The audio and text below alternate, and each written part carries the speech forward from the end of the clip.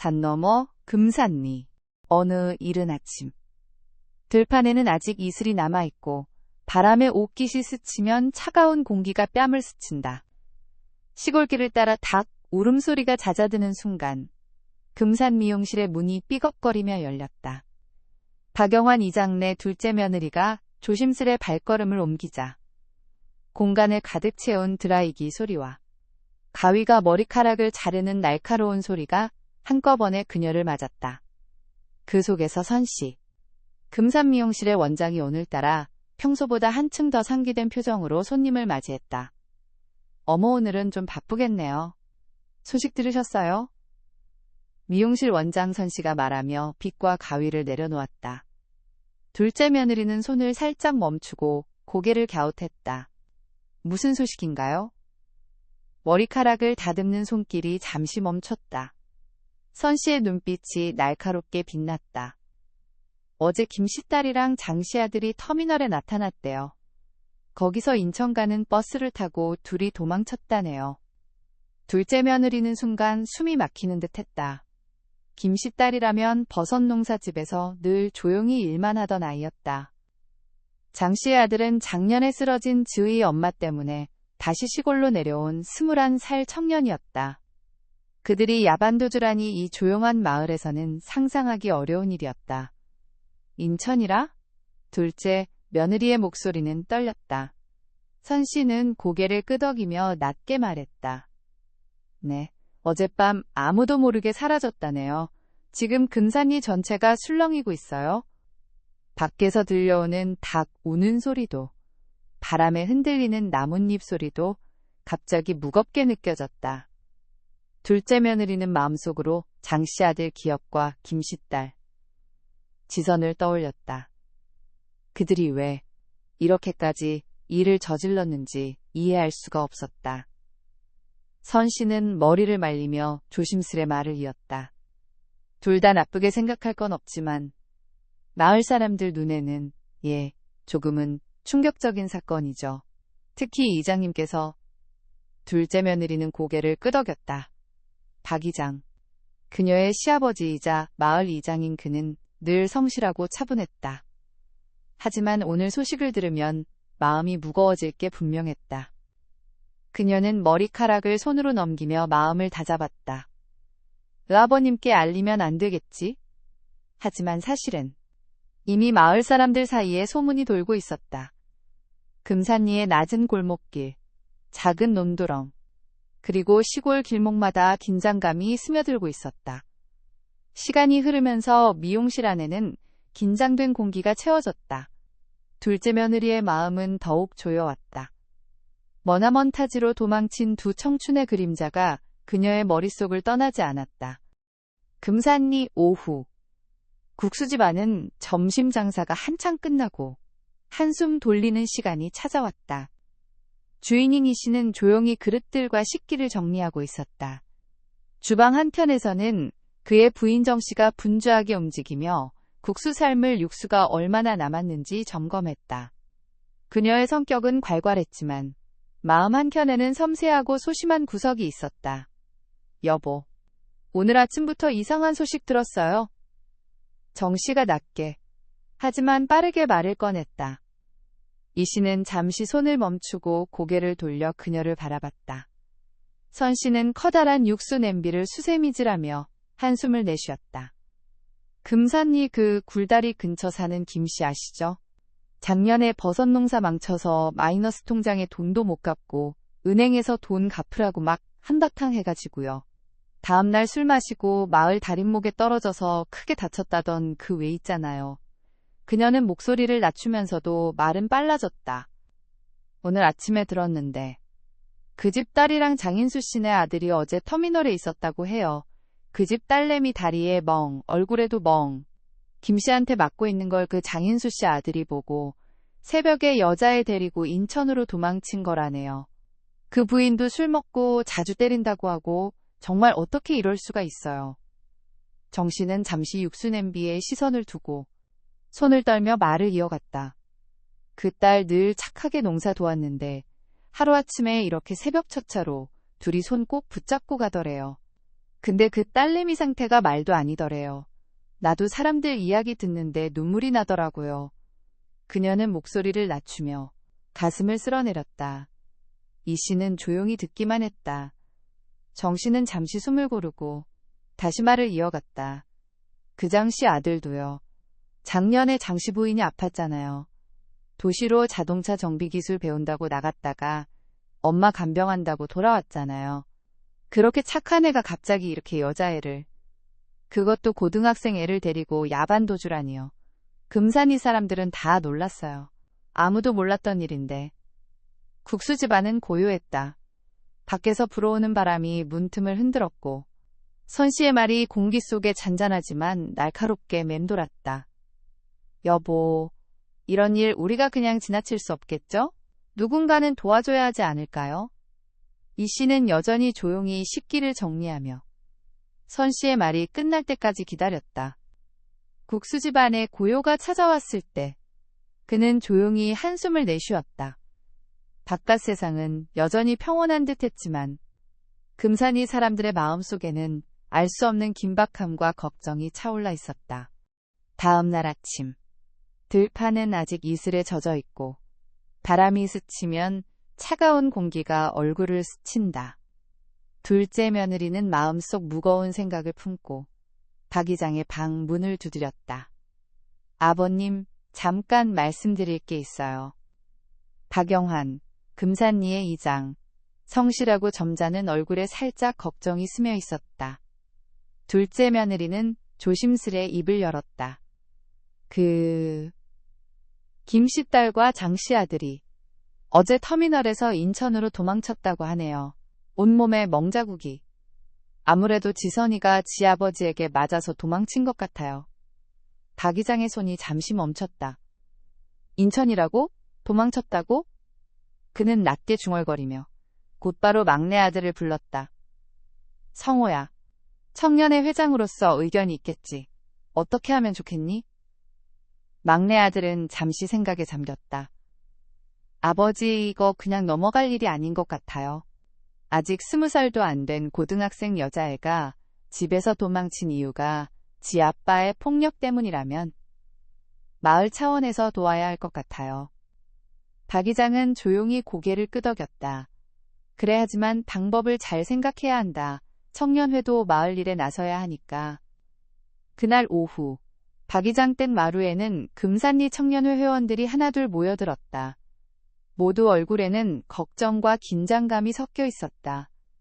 각자의 의견이 조심스레 오갔다. 김씨 딸은 늘 조용히 농사만 했는데 부모 때문에 도망쳤다니. 에휴, 모를 일이에요.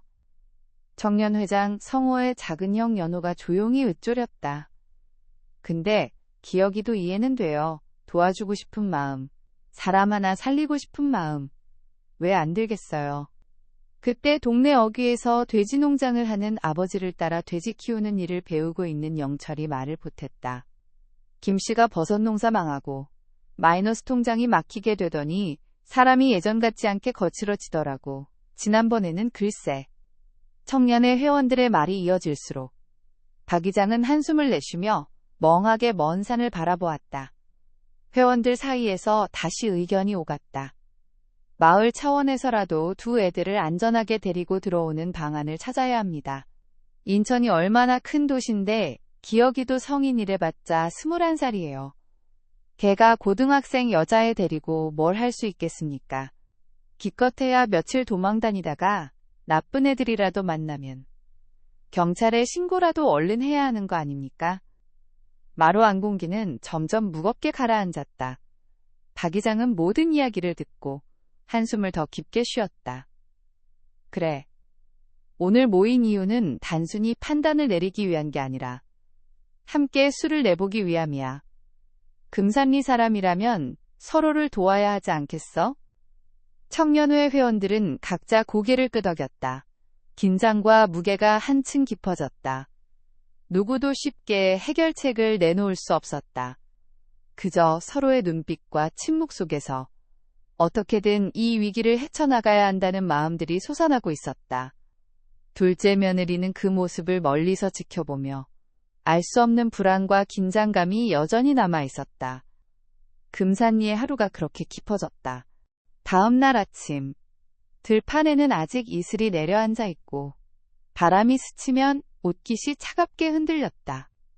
동네 골목길을 따라 우체부 서씨가 발걸음을 재촉했다. 청년회장 성호의 집 앞, 서씨는 숨을 고르며 문을 두드렸다. 성호야, 그 소식 들었어? 성호가 문을 열자 서씨는 잠시 말을 고르고 낮게 입을 열었다.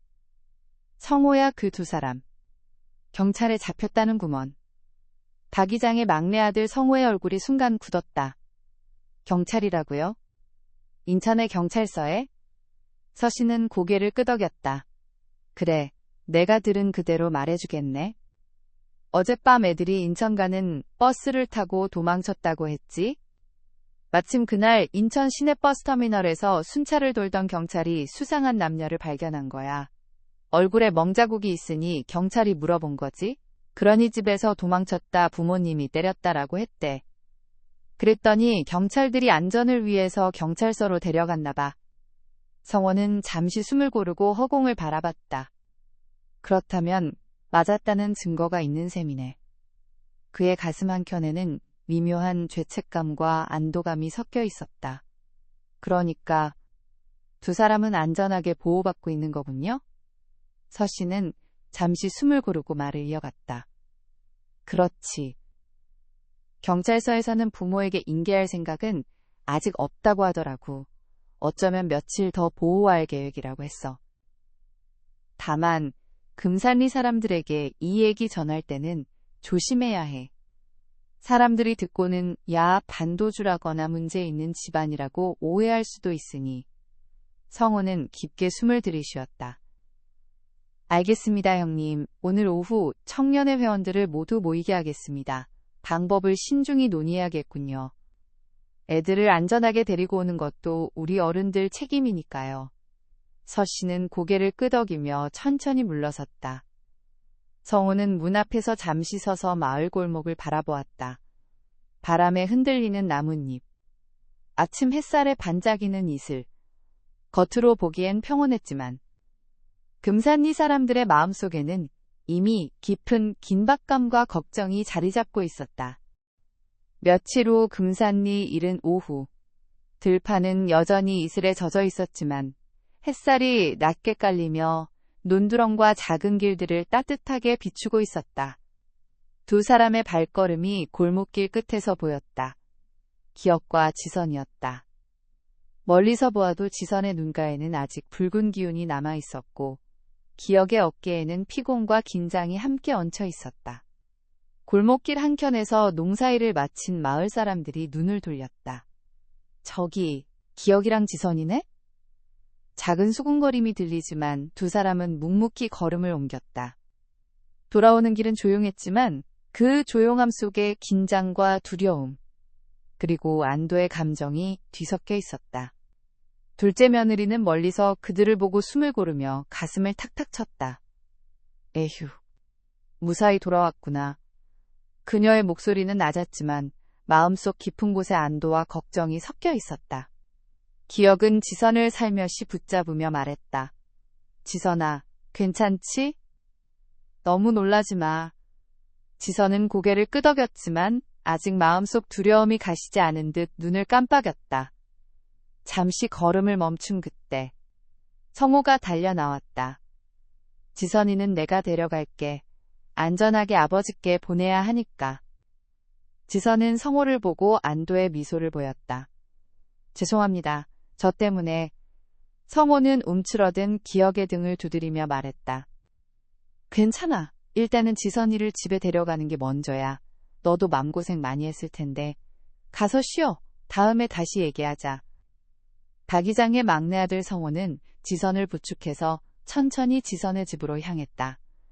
김씨의 집. 푯마루에는 낮은데도 술에 취한 김씨가 앉아 있었다.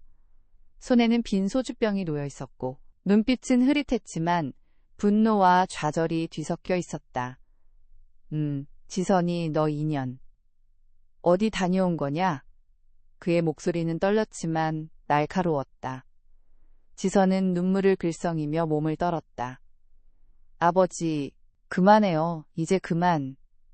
하지만 김씨는 술기운에 사로잡혀 그녀를 붙잡으며 소리를 높였다. 뭐, 그만.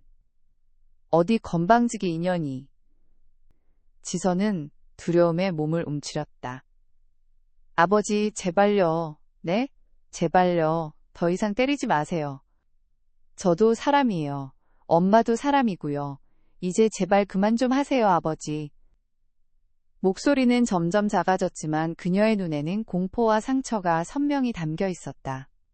그때 성호가 발걸음을 재촉하며 푯마루 앞으로 다가섰다. 형님 이러시면 안 됩니다. 김씨는 성호를 보고 흐릿한 눈을 크게 떴다. 넌 또 뭔데? 내 딸한테? 성호는 단호하게 말했다. 지선이는 더 이상 맞을 이유가 없습니다. 형님이 계속 이러시면 저도 그렇고 우리 마을 어르신들, 청년회원들 안 참을 겁니다. 형님 이러시면 안 돼요. 김씨는 잠시 말을 잇지 못하고 술기운 섞인 숨만 내쉬었다. 성호는 천천히 다가가 김씨의 어깨를 잡고 눈을 맞췄다. 형님, 이렇게 계속 화내고 이러시면 형수님이랑 애는 더 이상 갈 곳이 없어져요. 이제 그만하세요. 김씨는 잠시 멍하니 앉아있다가 흐느끼듯 한숨을 내쉬었다. 어쩌다가 내 인생이. 미안하다. 지선아.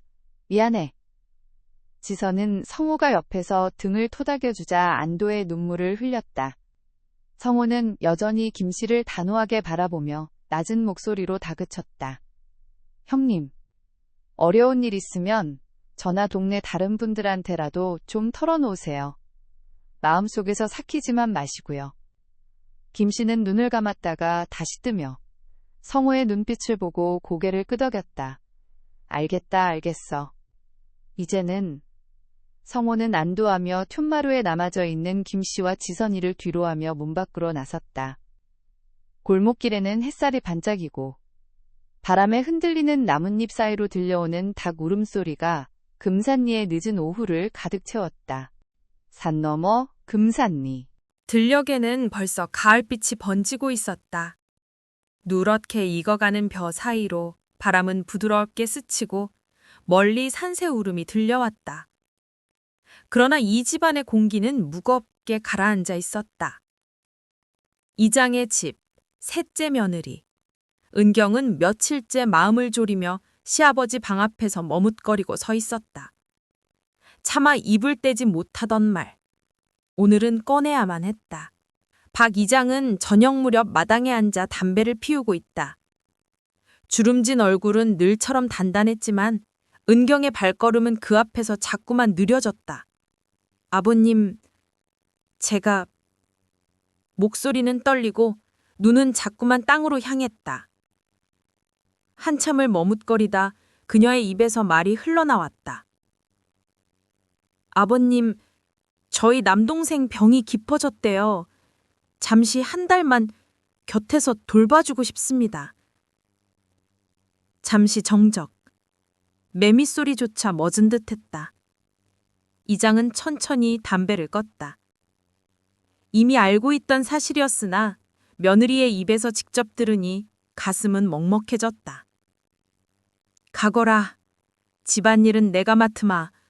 너는 동생이나 지켜라. 짧은 대답이었지만 그 속엔 헤아릴 수 없는 무게가 담겨 있었다. 밤. 은경은 아버지와 마주 앉아 있었다. 홀로 남은 아버지는 고단한 얼굴로 막걸리 잔을 기울였다. 남경이는 요즘 일 잘 다니냐? 은경은 말문이 막혔다. 차마 시한부 판정을 받는 동생 이야기를 꺼낼 수 없었다.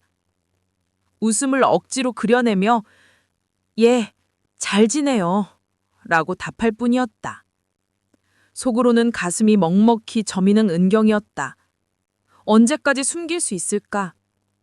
그러나 지금 아버지가 그 사실을 알게 된다면 무너져 내릴 게 분명했다.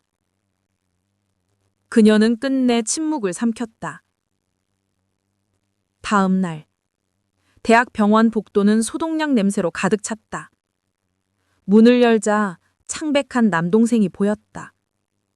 머리카락은 이미 흔적조차 없고 복수로 불룩한 배는 환자의 마지막 길을 날리고 있었다.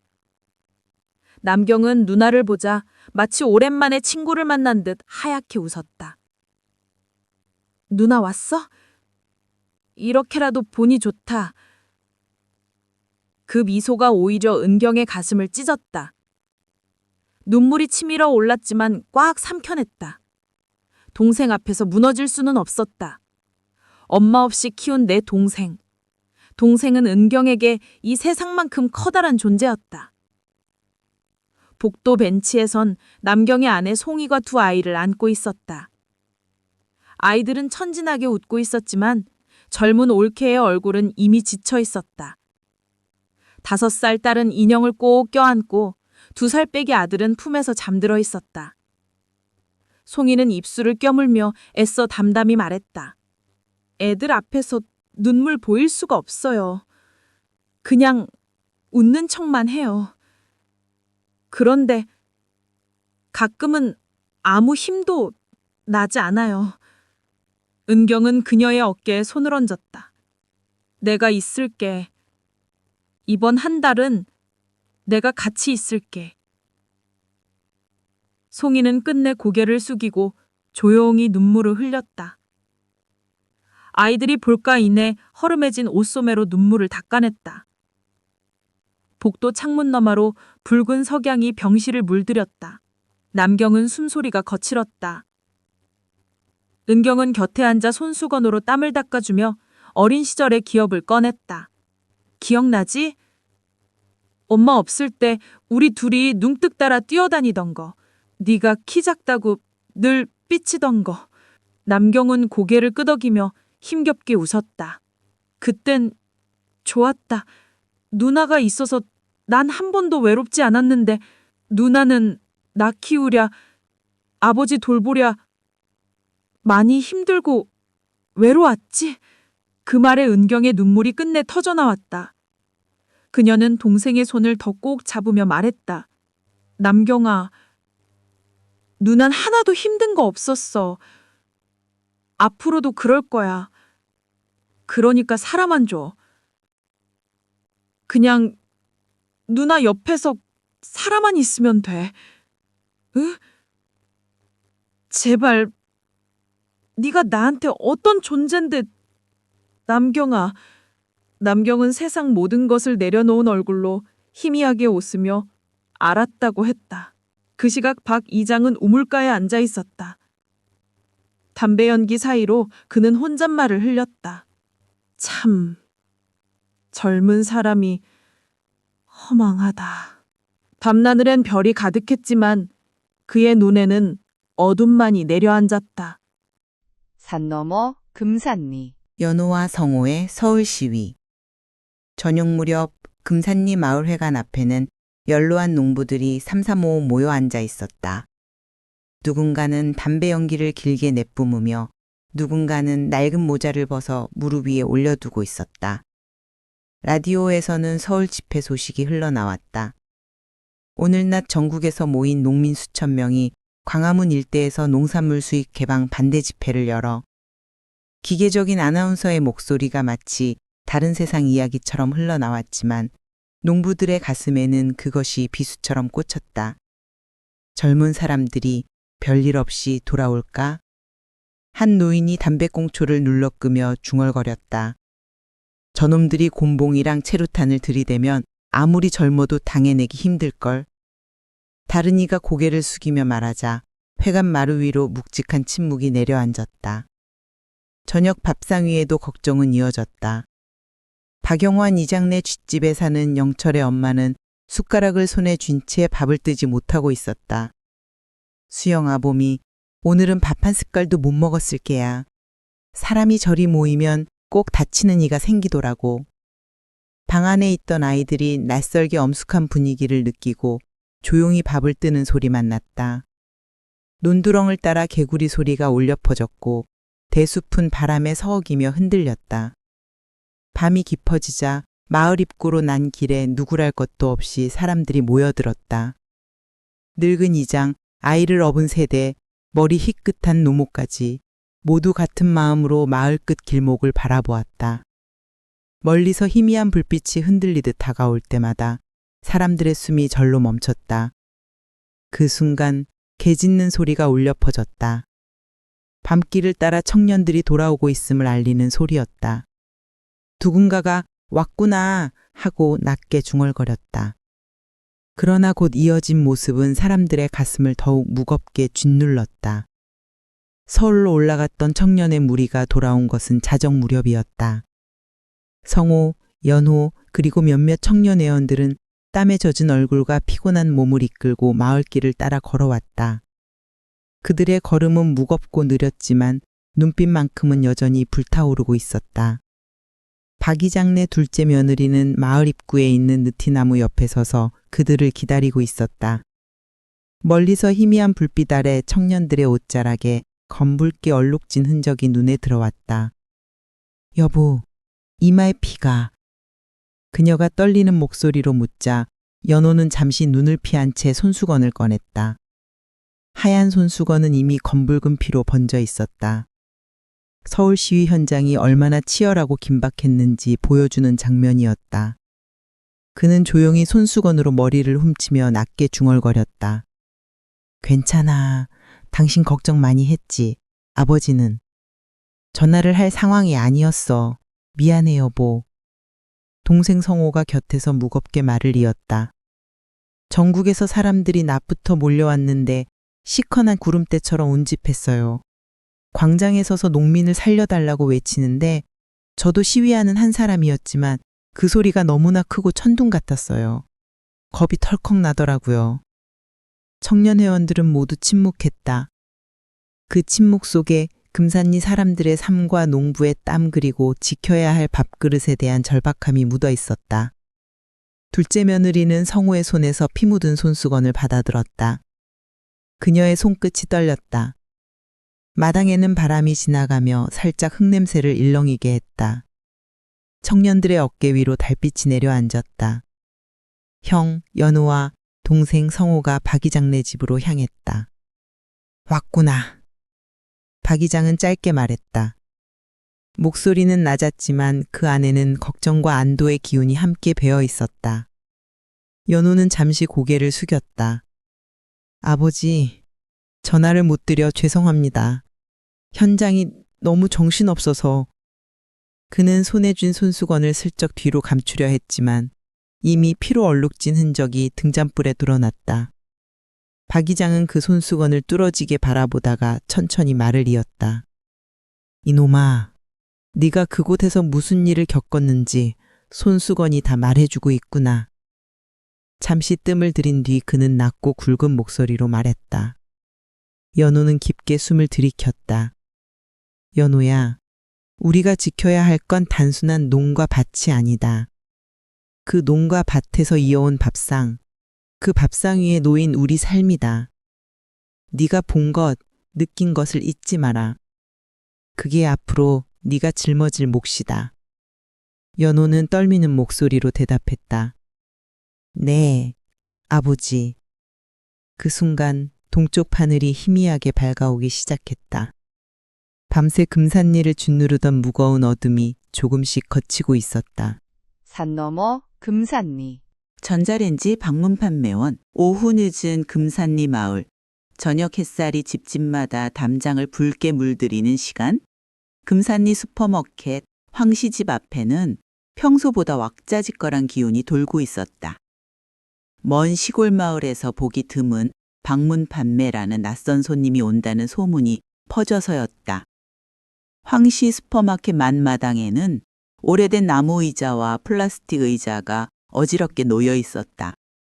사람들은 호기심 어린 눈빛으로 하나둘 모여들었고 일부는 손에 장바구니를 들고 일부는 갓 벗은 모자를 손에 쥔 채 서 있었다. 방문 판매자는 도시에서 온 듯한 깔끔한 옷차림에 밝은 미소를 띠고 있었다. 손에는 번쩍이는 소형 전자레인지와 브로슈어를 들고 있었다. 그는 잠시 주변을 훑으며 목소리를 높였다. 여러분, 오늘 제가 가져온 것은 단순한 기계가 아닙니다. 바로 여러분의 시간을, 여러분의 삶을 바꿔줄 미래의 부엌입니다. 이 작은 상자 안에서 음식이 금세 따뜻해지고 삶이 한층 편리해집니다. 주민들은 서로 눈치를 보며 옹성거렸다. 그런 가운데 지연 엄마, 선주 엄마, 창호 엄마 세 사람은 마치 마법에 걸린 듯 눈을 반짝였다. 판매자는 전자레인지 문을 열고 작은 컵에 담긴 물과 냉동식품 봉지를 넣었다. 보세요. 단 3분 만에 따끈따끈한 물과 음식이 준비됩니다. 냉동식품도 어제 남은 반찬도 손쉽게 데울 수 있습니다. 지연 엄마는 손으로 턱을 괴고 살짝 기대어 눈을 반짝이며 속으로 생각했다. 이거 있으면 아침에 우리 어머님 죽 데워 드릴 수 있을까? 지연 엄마 옆에 앉아 선주 엄마는 연신 고개를 끄덕이며 전자레인지가 돌아가는 모습을 넋을 놓고 봤다. 창호 엄마는 서커스 공연이라도 보듯 두 손으로 브로셔를 꼭 쥐고 방문 판매자의 설명에 집중했다. 판매자는 이어서 강조했다. 여러분, 단순히 빠른 데우기가 아닙니다. 안전하고 에너지 절약까지 됩니다. 전기만 있으면 조리와 데우기가 모두 가능합니다. 도시에서는 이미 필수품이지요. 주민들은 조금씩 웃음을 띠며 서로의 눈치를 보며 이거 진짜 쓸만한 걸까? 속으로 궁금해했다. 판매자는 손짓을 크게 하며 목청을 한껏 더 높였다. 여러분, 상상해 보세요. 냉장고에서 꺼낸 찬밥이 금세 따뜻하게 데워집니다. 아이들 간식도 남편 출근 전 식사도 단 몇 분에 준비가 돼요. 여러분, 이게 바로 시간의 혁명입니다. 지연 엄마는 이미 마음이 흔들리고 있었다. 우리 지연이 맨날 학교 갔다 와서 허기져서 혼나는데 이것만 있으면 지연이 간식 금방 만들 수 있겠는걸? 선주 엄마는 남편에게 자랑할 상상이 웃음이 나왔고 창호 엄마는 집안 살림이 조금 더 수월해질 미래를 그리며 눈을 반짝였다. 슈퍼마켓 주인 황 씨는 사람들의 반응을 보고 흡족하게 웃었다. 우리 마을에도 드디어 이런 신기한 기기가 들어오다니. 판매자는 직접 주민들에게 버튼을 눌러보게 하고 전자레인지 안에서 음식이 데워지는 모습을 보여주었다. 지연 엄마, 선주 엄마, 창호 엄마는 서로서로 눈빛을 주고받으며 한마디씩 했다. 와, 진짜 금방 데워지네. 지연 엄마가 말했다. 맞아. 이거 우리도 하나 드려야겠다. 선주 엄마가 껄껄 웃었다. 이거 있으면 아침 준비도 훨씬 수월해지겠네. 창호 엄마가 신이 나서 거들었다. 이때 다른 주민들도 관심을 보이며 판매자 주변에 모여들었다. 판매자는 덩 목소리를 높였다. 지금 주문하시면 설치와 사용법까지 저희가 모두 책임집니다. 마을 단체 주문이면 특별 할인도 가능하답니다. 주민들은 서로 속삭이며 구매 여부를 논했다. 일부는 호기심으로, 일부는 실제 필요로 마음속에서 계산을 굴리고 각자 부엌에 전자레인지가 들어와 있는 상상을 했다. 해가 뉘엿뉘엿 넘어가면서 황씨 집 마당은 점점 붉게 물들었다. 전자레인지의 작은 빛과 판매자의 열정이 어우러진 풍경은 시골 마을을 너울너울 흔들고도 남았다. 지연 엄마는 마음속으로 다짐했다. 이거 꼭 우리 집에 드려야겠다. 선주 엄마와 창호 엄마도 서로 미소 지으며 조용히 결심했다. 마지막으로 판매자는 큰 소리로 외쳤다. 여러분, 이것은 단순한 판매가 아닙니다. 삶을 바꾸는 작은 혁명의 시작입니다. 우리 고생하신 어머니들을 위해서 세상이 만든 과학혁명입니다. 여기 오신 모든 분들, 그간 고생하면서 사신 보람 느끼시게 집에 전자레인지 하나씩 들여가 보시지요. 그 말을 들은 마을 주민들은 누가 시키지 않아도 우렁차게 박수를 쳤다. 젊고 앳된 전자레인지 판매자는 어깨를 으쓱하며 한박웃음을 지었다. 창문 밖이 어둑어둑해지는데 사람들은 제각각 일어설 기미가 없었다. 산 너머 금산리. 이장의 첫째 아들 만호. 저녁 무렵 금산리의 하늘은 여전히 어둡고 묵직했다. 박용환 이장은 텃밭을 돌보다가 한숨을 내쉬었다. 그의 마음 한켠에는 아직도 첫째 아들 만호가 남긴 그림자가 길게 드리워져 있었다. 서울에서 공장 일을 하다가 팔이 잘려 수술을 받던 중 폐혈증으로 떠난 아들. 그 기억은 마치 마른 풀잎처럼 손끝에 닿는 순간 바스락 소리를 냈다.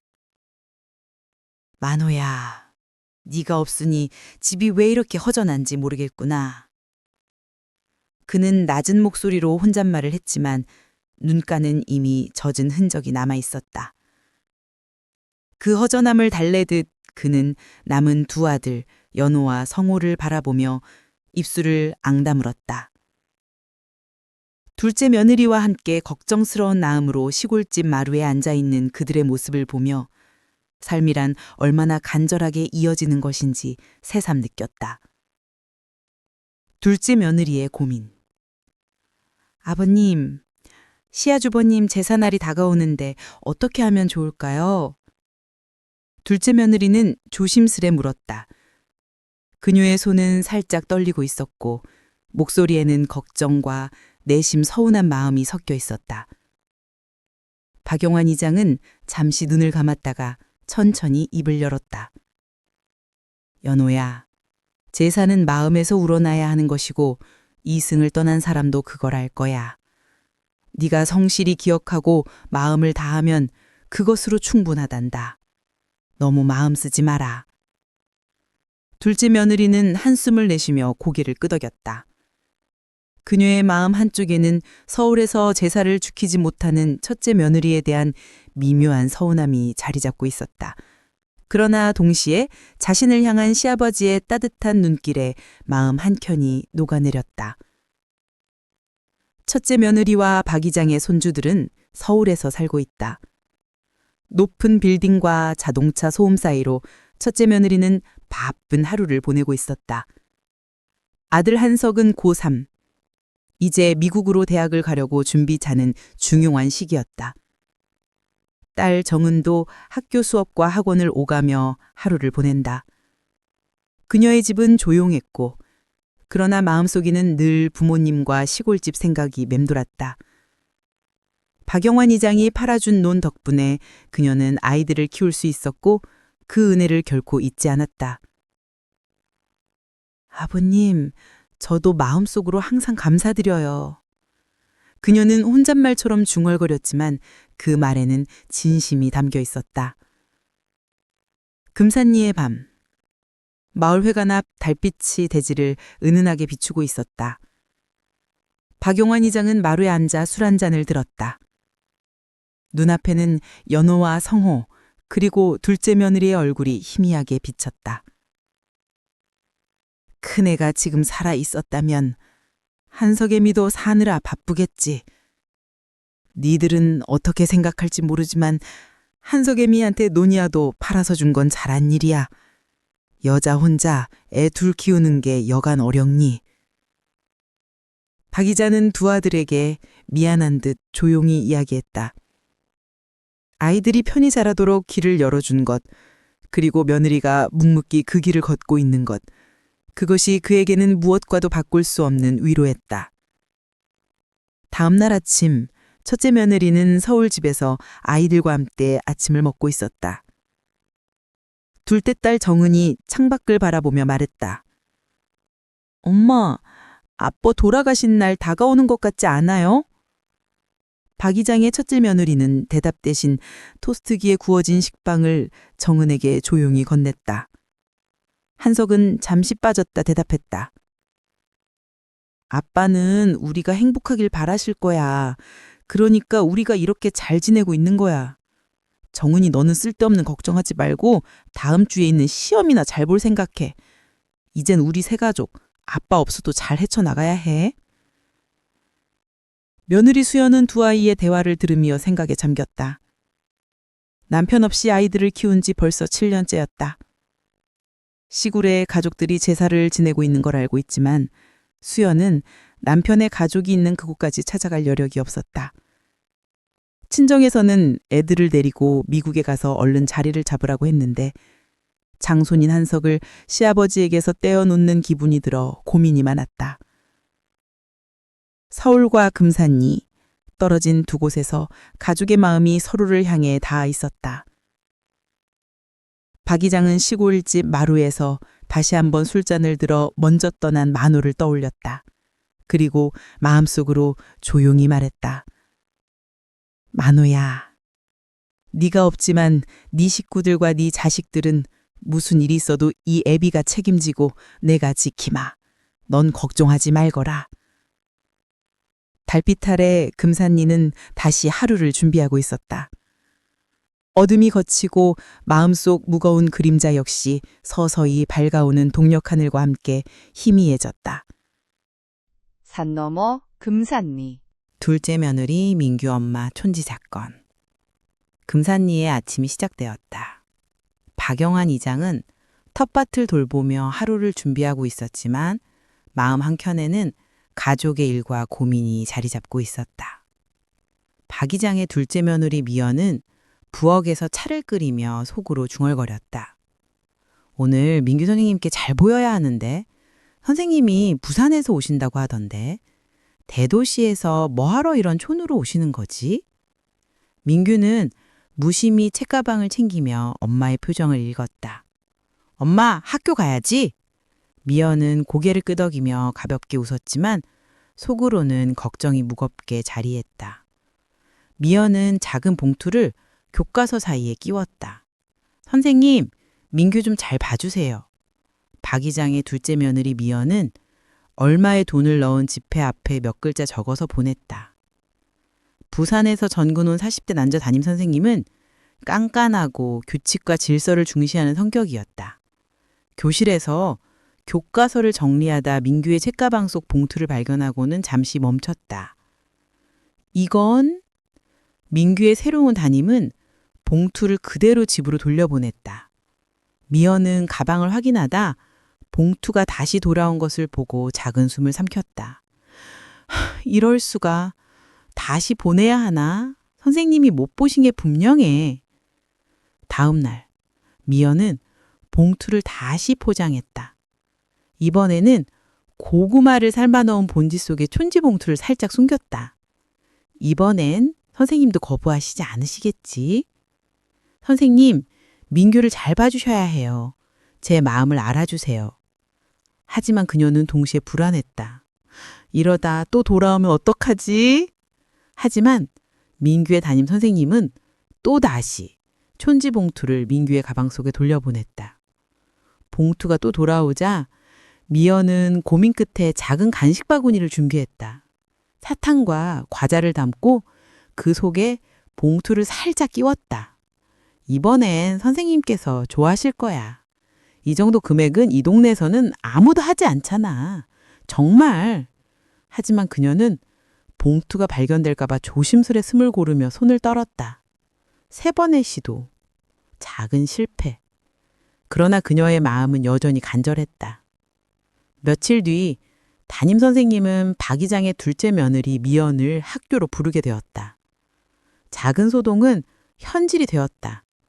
교장실 문을 열고 들어선 미연. 떨리는 손, 조심스러운 발걸음. 죄송합니다. 마음은 진심이었지만 담임 선생님은 단호했다. 아이를 사랑하는 마음은 이해하지만 이런 방식은 옳지 않습니다. 다시는 이런 일이 없도록 해주세요. 미연은 황망한 표정으로 새로 오신 담임 선생님을 응시했다. 그런데요, 선생님. 담임 선생님은 미연을 쳐다보지도 않았다.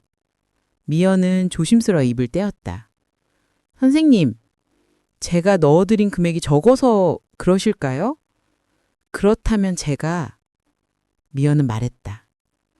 부산에서 새로 온 담임은 고개를 떨구고 심각한 표정을 지었다. 민규 어머님, 그러한 문제가 아닙니다. 저도 사실은 부산 촌놈입니다. 그런데 지금은 시대가 바뀌고 있어요. 아이들은 사랑과 규칙 속에서 무한의 가능성을 안고 자라나고 있어요. 제가 민규 아마님의 돈을 받고 민규를 사랑한다면 그건 사랑일까요? 아니면 편애일까요? 저 또한 부족함이 많은 사람입니다. 허나 민규 어머님, 이제 세상이 바뀌고 있어요. 제가 돈을 받고 마음을 더 쓴다면 그건 교직이 매우 타락했다는 증거일 겁니다. 저녁이 되자 금산리의 논두렁 위로 붉은 논노을이 들이왔다. 박 이장의 둘째 며느리 미연은 마루에 앉아 하루를 돌아본다. 봉투, 담임 선생님, 민규. 마음속에 교차하는 감정이 파도처럼 밀려왔다. 박영한 이장은 텃밭에서 돌아와 마루에 앉은 며느리를 바라본다. 연호가 조용히 마루로 올라와 앉았다. 민규 엄마, 오늘 학교에서 뭐 있었던 거야? 그의 목소리는 낮고 침착했지만 눈빛에는 단호함이 서려 있었다. 미연은 시선을 떨구고 안 불안한 표정으로 답했다. 새로 오신 민규 담임 선생님한테 민규 잘 봐달라고 작은 마음을 전하려고 했는데 그런데 봉투가 돌아왔어요. 연우의 표정이 순간 굳었다. 민규 엄마, 그게 무슨 소리야? 애 담임한테 돈 봉투를 보냈단 말이야? 그의 목소리에는 실망과 분노 그리고 걱정이 뒤섞여 있었다. 미연은 눈가가 붉어지며 조용히 말했다. 민규 아빠, 나는 단지 민규가 선생님한테 관심 받길 바랬을 뿐이에요. 그리고 민성이 학교 다닐 때는 모든 엄마들이 다 그렇게 했어요. 오히려 봉투라도 못 보낸 엄마들은 얼마나 걱정하고 염려했게요. 민규뿐만 아니라 민성이 그 위에 애들도 다 이렇게 컸을 거예요.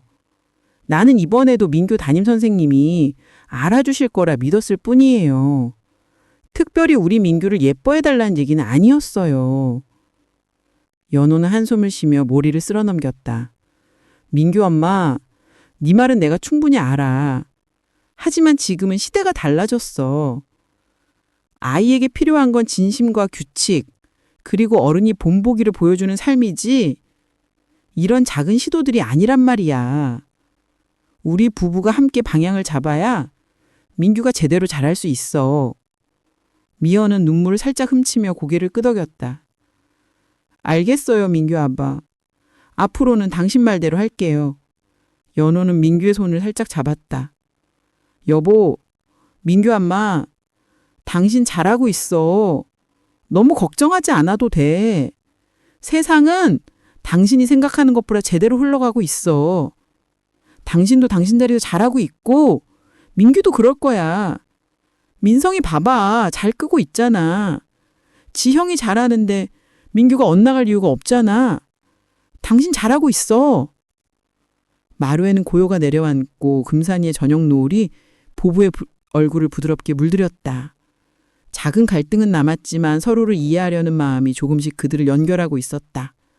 그리고 내일이면 민규를 향할 나음과 책임감 속에서 부부의 결심은 더욱 단단해질 것이었다. 산 너머 금산리. 박이장의 셋째 박영경, 그의 딸 구아름. 아침 햇살이 들판 위로 부드럽게 스며드는 시간, 박이장의 손녀딸 구아름은 마을길을 달려 학교로 향했다. 유선이, 선주, 지연과 함께 걷던 길에는 아직 이슬이 맺힌 풀들이 반짝이고 멀리서 황소 울음소리가 들려왔다. 유선이가 장난스럽게 말했다. 아름아, 오늘도 달리기 시합하자. 내가 이길 거야. 아름은 활짝 웃으며 고개를 저었다. 오늘은 내가 이길 거야. 절대 지지 않아. 두 친구는 마치 작은 경주라도 하듯 웃음소리를 흩날리며 학교 운동장에 도착했습니다. 교실에 들어서자 아이들은 서로가 가져온 그림이나 공책을 보여주며 이야기를 나누었다. 지연이는 아침에 본 새로 핀 꽃을 그린 그림을 자랑했고, 선주는 어젯밤 집에서 읽은 만화를 들고 와 친구들에게 읽어주었다. 순간 아름의 눈빛이 반짝였다. 얘들아, 내년부터 우리 학교 이름이 바뀐대. 그 말에 친구들은 동시에 놀라며 서로를 바라보았다. 뭐라고? 이름이 바뀌다니? 갑자기 왜? 그때 교실 창문 너머로 햇살이 쏟아지며 아름은 잠시 진지해진 얼굴로 친구들에게 다가가며 설명했습니다. 국민학교라는 이름 사실 일제강점기 때 생긴 거래. 아름의 말이 끝나자 교실 안은 잠시 조용해졌다. 아이들은 무슨 말인지 곱씹는 듯 교과서 위에 손가락을 얹고 서로의 얼굴을 바라보았다. 유선이가 천천히 입을 열었다. 그러면 우리가 지금 다니는 학교 이름이 그냥 단순한 이름이 아니었네? 지연도 고개를 끄덕이며 덧붙였다. 옛날엔 그런 사연이 있었구나. 나는 그냥 다들 국민학교라고 하니까 그게 당연한 줄 알았어. 아름이는 미소 지으며 말했다. 그래서 이제부터는 초등학교라는 이름으로 바뀌는 거야. 우리만의 이름을 찾는 거지. 그 순간 종이 울리며 아이들은 점심시간을 알리는 소리에 벌떡 일어났다. 교실 문을 열고 운동장으로 쏟아져 나간 아이들의 얼굴은 금세 환한 웃음으로 물들었다. 운동장에는 따스한 햇살이 내리쬐고 시골 바람은 아이들의 머리칼을 스쳐 지나갔다. 남자아이들은 축구공을 차며 흙먼지를 일으켰고 여자아이들은 고무줄을 잡고 노래를 부르며 뛰어놀았다. 그 속에서 유선이는 잠시 멈춰서 아름이에게 속삭였다. 아름아, 네가 말한 거 나중에 우리 동생들한테도 알려줘야겠다. 그냥 학교 이름이 바뀌는 게 아니고 역사랑 관련이 있다는 거 말이야. 아름이는 씩 웃으며 고개를 끄덕였다. 그게 바로 우리가 기억해야 할 거야. 아이들은 그렇게 뛰고 웃고 놀면서도 마음 한편에는 작은 깨달음이 자리 잡고 있었다.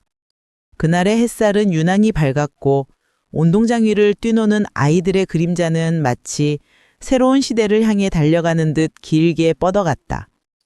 해가 서쪽으로 기울 무렵 아름은 책가방을 메고 흙길을 따라 집으로 걸어갔다. 논두렁 사이로 메뚜기가 뛰어오르고 저 멀리서 박이장의 셋째 딸 연경이 마낭을 쓸고 있는 모습이 보였다. 아가, 학교 잘 다녀왔니? 어머니의 목소리는 늘 그렇듯 부드럽고 따뜻했다. 아름이는 방금 학교에서 있었던 일을 떠올리며 들뜬 목소리로 말했다. 엄마, 내년부터 우리 학교 이름이 바뀐대요. 금산 국민학교가 아니고 금산 초등학교래. 그래? 그랬구나. 토요일 아침 금산리에는 장터가 열렸다. 이른 새벽부터 트럭과 손수레가 줄지어 들어왔고 골목마다 사람들의 홍정소리가 퍼졌다. 박연경은 딸 아름의 손을 꼭 잡고 장터에 들어섰다. 아름아, 오늘은 네가 좋아하는 엿도 사주고 연필도 하나 새로 사줄게. 아름은 눈이 반짝이었다. 정말? 엄마 최고야! 시장 골목은 온갖 냄새와 소리로 가득했다. 구수한 기름 냄새, 갓 튀긴 꽈배기 향기, 그리고 흥겨운 상인들의 목소리가 뒤섞였다. 아름은 신기한 듯 이리저리 기웃거리며 구경했다. 엄마, 저거 봐! 토끼예요! 작은 우리에 담긴 토끼가 귀를 쫑긋 세우고 있었다. 연경은 웃으며 딸의 머리를 쓰다듬었다. 그래, 어릴 땐 나도 장에 오면 저 토끼 구경을 제일 좋아했단다. 잠시 후 연경은 쌀가게 앞에서 상인과 흥정을 시작했다. 아름은 그 옆에서 꼬마 인형을 파는 노파를 발견했다. 손때 묻은 나무 인형이었지만 아름의 눈에는 보물처럼 반짝였다. 엄마, 이 인형 사주면 안 돼? 아름은 조심스레 물었다. 연경은 인형을 한번 바라보더니 상인에게 값을 물었다. 노파는 인심 좋게 손을 내저었다. 그냥 가져가게. 애기가 참 이쁘네. 아름은 환하게 웃으며 인형을 품에 안았다. 장터에서 돌아오는 길, 아름은 인형을 꼭 끌어안고 걸었다. 엄마, 오늘은 정말 특별한 날 같아요. 연경은 미소 지으며 하늘을 올려다보았다. 가을빛이 가득한 하늘 아래 모녀의 발걸음은 한결 가벼웠다.